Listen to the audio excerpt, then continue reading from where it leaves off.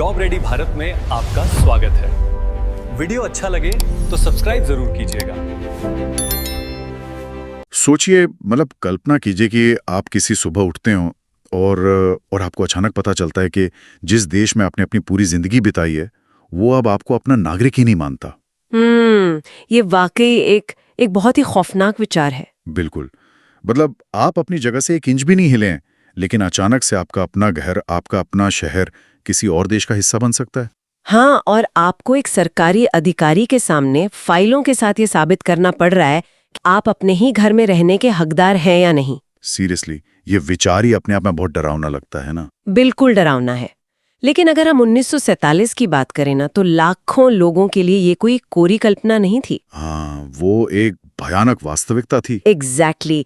जब देश का विभाजन हुआ और नई सीमाएं खींची गईं, तो सबसे पहला और सबसे बुनियादी सवाल यही खड़ा हुआ था कि आखिर एक भारतीय कौन है। और आज की हमारी इस गहन चर्चा का, या कह लें इस डीप डाइव का केंद्र भी यही सवाल है।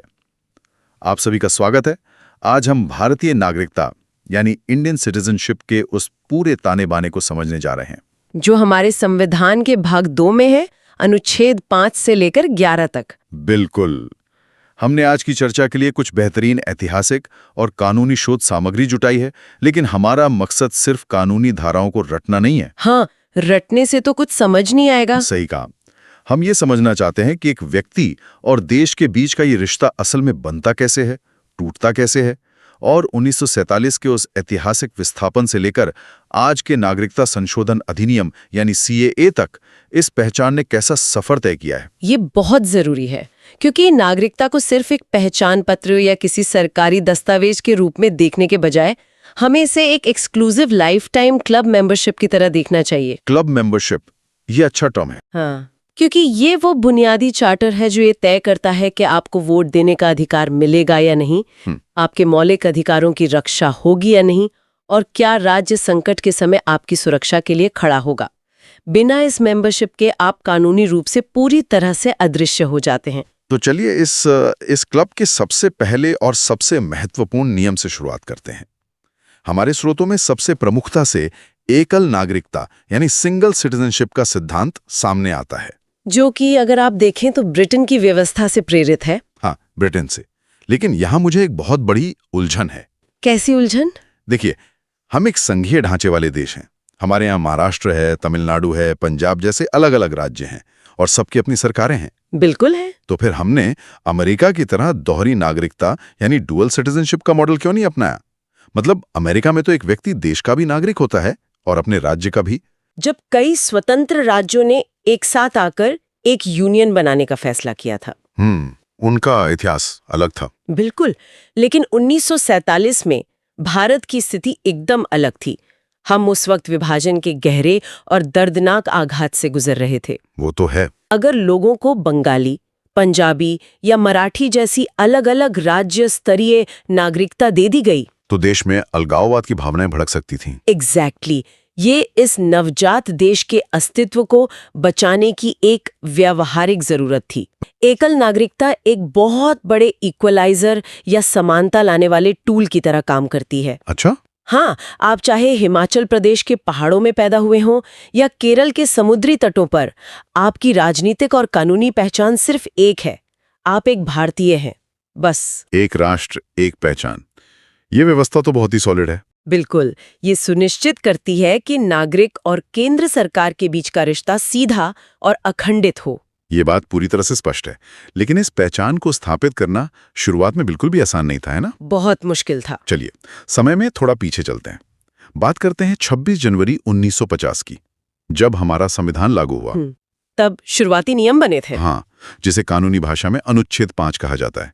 ये अधिवास या डोमिसाइल की बात करता है। बिल्कुल, अनुच्छेद 5 कहता है कि भारत में अधिवास होने के साथ साथ आपको 3 में से एक शर्त पूरी करनी होगी। कौन सी 3 शर्तें? या तो आप भारत में जन्मे हो, या आपके माता पिता में से कोई एक यहाँ जन्मा हो, या फिर आप संविधान लागू होने से 5 साल पहले से लगातार यहाँ रह रहे हों। तो जो लोग हमेशा से अपने गांव कस्बों में ही रहे, उनके लिए तो ये बहुत सीधा नियम लगता है। हाँ, उन लोगों के लिए ये सीधा था। लेकिन कानूनी तौर पर डोमिसाइल का मतलब सिर्फ किसी जगह पर रहना नहीं होता। तो और क्या होता है? इसका मतलब होता है उस जगह को अपना स्थायी घर बनाने का इरादा रखना। और 1950 के उस दौर में सबसे बड़ी चुनौती वो लोग नहीं थे जो अपनी जगह पर टिके थे, बल्कि वो लाखों लोग थे जो सीमा के इस पार से उस पार पलायन कर रहे थे। एग्जैक्टली मानव इतिहास का सबसे बड़ा विस्थापन। हाँ, और इसी वजह से नागरिकता के नियम इतने जटिल हो गए थे। मतलब जब मैं उन ऐतिहासिक दस्तावेजों को पढ़ रहा था तो पाकिस्तान से भारत आने वाले लोगों के लिए बनाए गए नियमों ने मुझे बहुत चौंकाया। अनुच्छेद 6 के नियम। राइट, बिल्कुल। वहां एक बहुत ही सख्त तारीख तय की गई थी, 19 जुलाई 1948। मेरा सवाल यह है कि अचानक से जुलाई 48 की इस तारीख को ही लक्ष्मण रेखा क्यों मान लिया गया? देखिए, वो तारीख कोई मनगढ़ंत या अचानक लिया गया फैसला नहीं था। अच्छा। दरअसल जुलाई 48 तक लोग बिना किसी रोक टोक के दहशत और अफरा तफरी में सीमा पार कर रहे थे। लेकिन 19 जुलाई 1948 को दोनों देशों के बीच आधिकारिक तौर पर एक परमिट सिस्टम लागू कर दिया गया। ओह, तो परमिट सिस्टम शुरू हो गया था? हाँ, इसलिए संविधान ने एक तरह से ये तय किया कि जो लोग इस परमिट सिस्टम के शुरू होने से पहले भारत आ गए हैं, उन्होंने बहुत कुछ झेला है। तो उन्हें बिना किसी पेपर वर्क के सीधे नागरिकता मिल गई? बिल्कुल, उन्हें स्वतः यानी अपने आप भारत का नागरिक मान लिया गया। लेकिन लाखों लोग तो उस 19 जुलाई के बाद भी आ रहे थे ना, उनका क्या हुआ? क्योंकि उन्हें तो स्वतः नागरिकता नहीं मिली। नहीं, उनके लिए क्लब के नियम थोड़े कड़े कर दिए गए। अगर आप 19 जुलाई के बाद भारत आए तो आप सीधे नागरिक नहीं बन सकते थे। तो क्या प्रोसेस था? आपको कम से कम 6 महीने भारत में रहना होता था और फिर एक सरकारी अधिकारी के पास जाकर अपना पंजीकरण यानी रजिस्ट्रेशन कराना होता था। अच्छा, ताकि सरकार चेक कर सके? हाँ, सरकार को ये जांचना था कि क्या ये लोग वाकई भारत में स्थायी रूप से बसने के इरादे से आए हैं या बस कुछ समय के लिए शरण ले रहे हैं। ये तो फिर भी समझ में आता है, एक लॉजिक है इसके पीछे। लेकिन ऐतिहासिक रिकॉर्ड्स में एक और स्थिति का जिक्र है जो मुझे मनोवैज्ञानिक रूप से बहुत उलझी हुई लगी। आप अनुच्छेद 7 की बात कर रहे हैं ना? हाँ, कुछ लोग ऐसे थे जो डर और घबराहट में भारत छोड़कर पाकिस्तान चले गए थे, लेकिन वहां जाने के बाद उन्हें लगा कि उन्होंने बहुत बड़ी गलती कर दी है। और वो वापस भारत लौटना चाहते थे। बिल्कुल। तो क्या सरकार ने ऐसे लोगों के लिए अपने दरवाजे हमेशा के लिए बंद कर दिए थे? नागरिकता के पूरे ढांचे में ये सबसे दिलचस्प हिस्सा है। ये अनुच्छेद 7 इंसानी व्यवहार और उस समय की मजबूरी को बहुत अच्छे से समझता है। क्या था नियम? नियम ये था कि जो 1 मार्च 1947 के बाद पाकिस्तान चला गया, उसने अपनी भारतीय नागरिकता खो दी। बाप रे, सुनने में ये तो बहुत कठोर लगता है। लेकिन इसमें एक मानवीय अपवाद भी था। भारत सरकार ने उस समय की अनिश्चितता को समझा। मतलब उन्हें वापस आने का मौका दिया गया। हाँ, अगर वो लोग जो पाकिस्तान चले गए थे वहां से भारतीय अधिकारियों द्वारा जारी किया गया एक स्थायी पुनर्वास परमिट यानी रीसेटलमेंट परमिट लेकर वापस लौटते हैं, जिसका मतलब था कि वो अब हमेशा के लिए भारत में बसना चाहते हैं। एग्जैक्टली।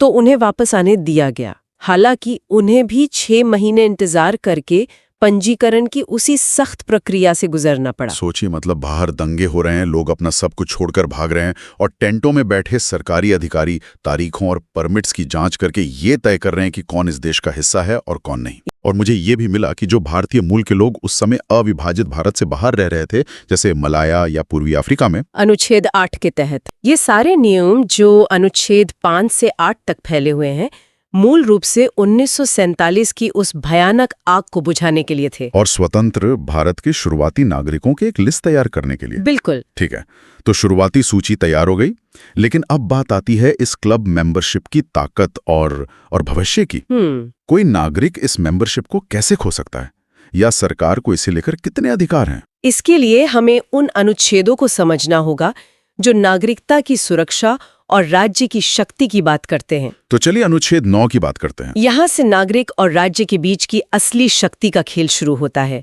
अगर हम अनुच्छेद 9 की बात करें तो वो बहुत ही निर्मम और स्पष्ट है। निर्मम कैसे? यदि आप अपनी मर्जी से किसी भी विदेशी राज्य की नागरिकता स्वीकार कर लेते हैं तो आपकी भारतीय नागरिकता उसी क्षण समाप्त हो जाती है। उसी क्षण? मतलब कोई नोटिस नहीं, कोई कानूनी सुनवाई नहीं? कोई सुनवाई नहीं। याद कीजिए, हमने सबसे पहले एकल नागरिकता की बात की थी। हाँ, सिंगल सिटीजनशिप। हाँ, बस वही, जैसे ही आप किसी दूसरे देश के प्रति अपनी वफादारी की कसम खाते हैं, आपकी भारतीय मेंबरशिप अपने आप रद्द हो जाती है। आप एक साथ दो नावों की सवारी नहीं कर सकते। ये तो एकदम क्लियर कट रूल है। ये तो नागरिक की तरफ से हुआ, लेकिन सरकार की तरफ से क्या? क्या मतलब? मतलब अगर किसी शक्तिशाली मंत्री को मेरे विचार पसंद नहीं आते, या मान लीजिए मैं सरकार की बहुत आलोचना करता हूं, तो क्या वो रातों रात मेरी नागरिकता छीन सकते हैं? नहीं, यहाँ आपका बचाव अनुच्छेद 10 करता है, जो नागरिक अधिकारों के लिए एक बहुत बड़ी ढाल है। अच्छा, तो अनुच्छेद 10 हमें बचाता है? बिल्कुल, ये स्पष्ट करता है कि किसी भी व्यक्ति की नागरिकता कार्यपालिका की मनमानी से, यानी किसी मंत्री या अधिकारी के आदेश मात्र से नहीं छीनी जा सकती। ये सुनकर थोड़ी राहत मिली। आपकी नागरिकता केवल और केवल तभी जा सकती है जब संसद द्वारा बनाए गए किसी कानून में उसका स्पष्ट प्रावधान हो।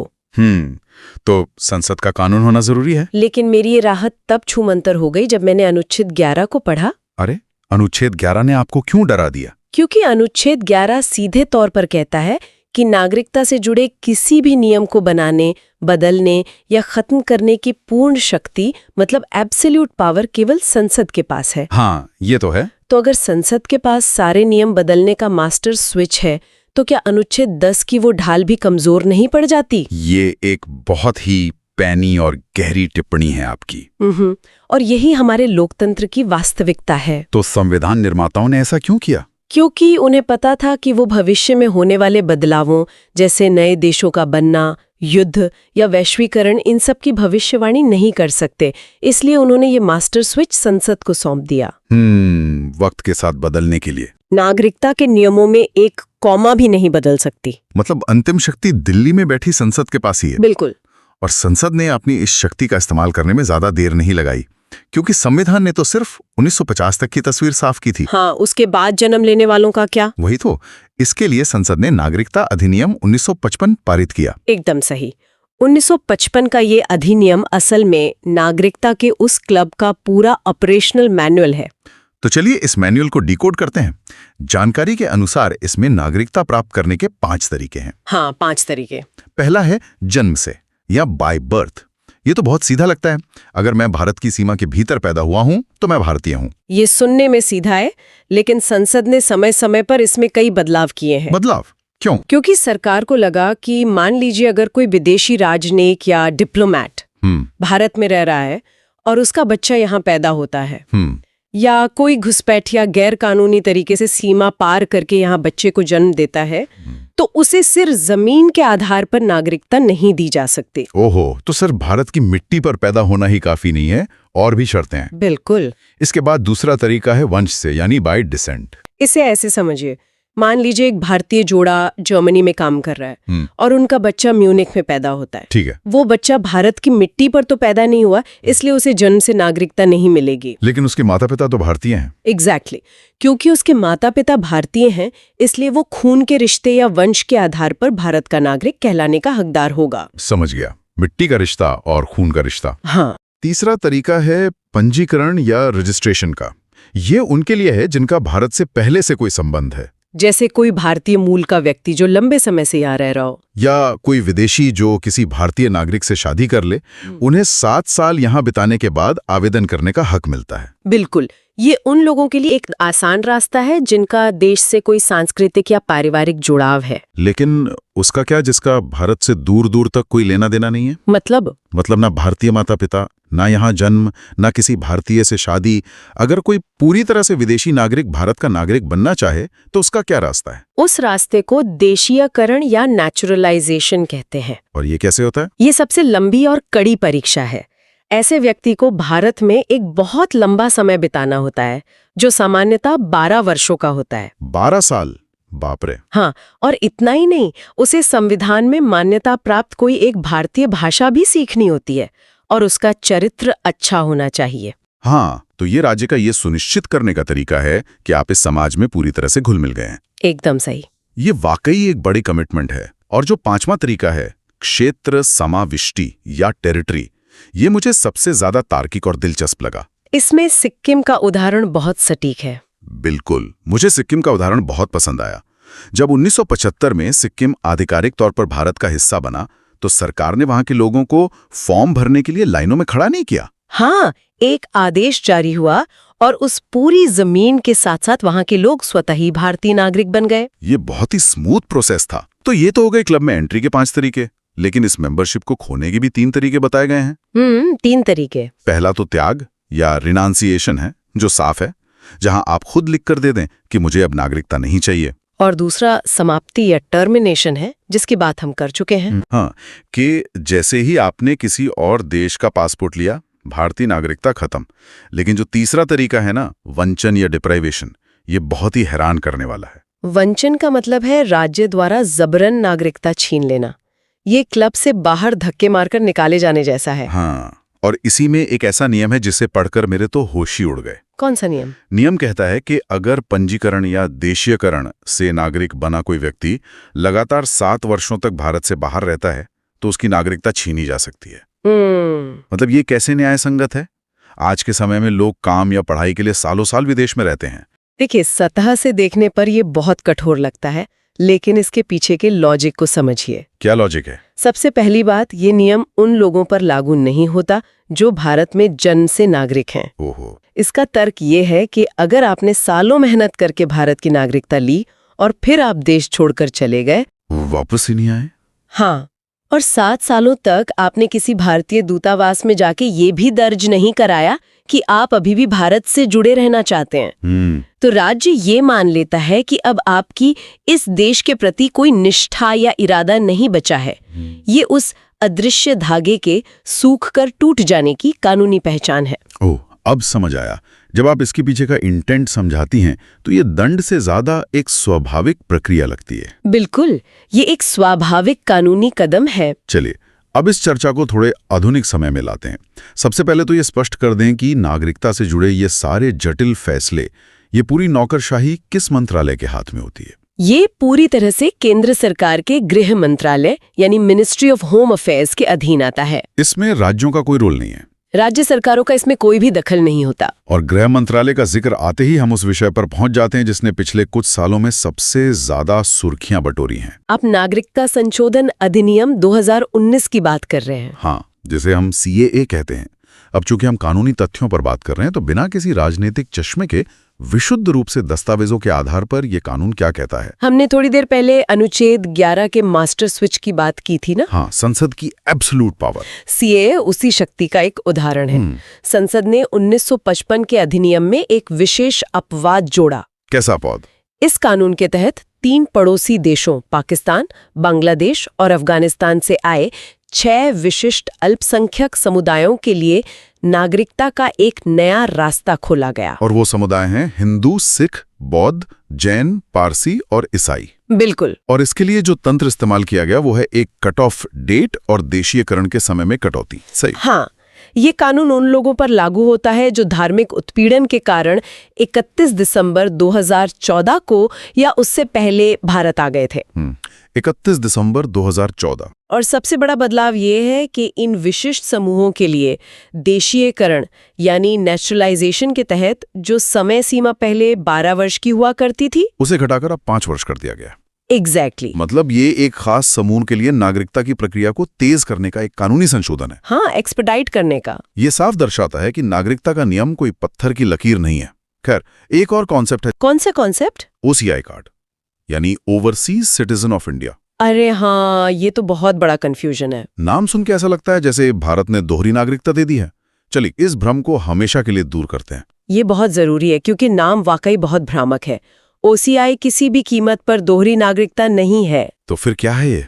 इसे ऐसे समझिए, मान लीजिए एक भारतीय इंजीनियर अमेरिका जाता है और वहां का पासपोर्ट ले लेता है। अनुच्छेद 9 के तहत उसकी भारतीय नागरिकता तुरंत खत्म हो जाती है। बिल्कुल, सिंगल सिटीजनशिप के कारण। लेकिन चूंकि वो भारतीय मूल का है, वो OCI कार्ड के लिए आवेदन कर सकता है। तो ये कार्ड उसे असल में देता क्या है? ये उसे एक बहुत बड़ी सुविधा देता है। OCI कार्ड धारकों को भारत आने के लिए कभी वीजा की जरूरत नहीं पड़ती। Wow, life time visa free entry. हाँ, वो आजीवन बिना रोक टोक के भारत आ जा सकते हैं, यहाँ काम कर सकते हैं, संपत्तियां खरीद सकते हैं। वो आर्थिक और सांस्कृतिक रूप से भारत का हिस्सा बने रह सकते हैं। तो फिर ये नागरिकता से कम कैसे हुआ? पेच कहाँ है? पेंच राजनीतिक शक्ति में है। मतलब? आप सांस्कृतिक रूप से भारतीय हो सकते हैं, लेकिन राजनीतिक रूप से आप एक विदेशी ही रहेंगे। ओसीआई कार्ड धारक भारत में वोट नहीं डाल सकते। अच्छा, नो वोटिंग राइट्स। बिल्कुल।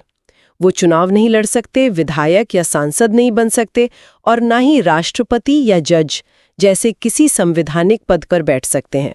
सटीक बात। मतलब जब तक आपके पास पूर्ण मेंबरशिप नहीं है, आपको क्लब की स्टीयरिंग व्हील पकड़ने का अधिकार नहीं है। एकदम सही एनालॉजी है ये। जब हम इन तमाम चीजों को इतनी गहराई से देखते हैं तो समझ आता है कि प्रतियोगी परीक्षाओं में अनुच्छेद 11 या एकल नागरिकता के सवाल बार बार क्यों पूछे जाते हैं।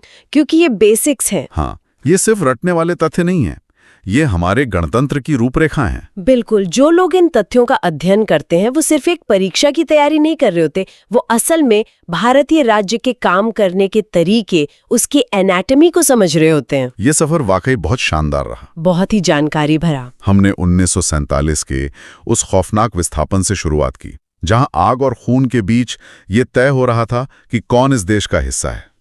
हमने देखा कि कैसे संविधान ने एक नींव रखी और फिर कैसे संसद ने अनुच्छेद 11 की ताकत का इस्तेमाल करके 1955 के नियम और आज के CAA जैसे बदलाव किए। ये साबित करता है कि भारतीय नागरिकता एक जीवित, सांस लेता हुआ कानूनी कॉन्सेप्ट है, जो इतिहास, भूगोल और देश की राजनीतिक इच्छा शक्ति के साथ लगातार खुद को ढालता रहता है।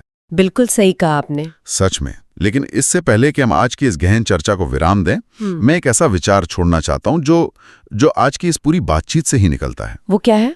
हमारी पूरी व्यवस्था एकल नागरिकता की उस मजबूत नींव पर टिकी है, जहां आपकी वफादारी सिर्फ और सिर्फ एक देश के प्रति हो सकती है। Single citizenship. लेकिन आज हम एक हाइपर ग्लोबलाइज्ड दुनिया में जी रहे हैं। ये सच है।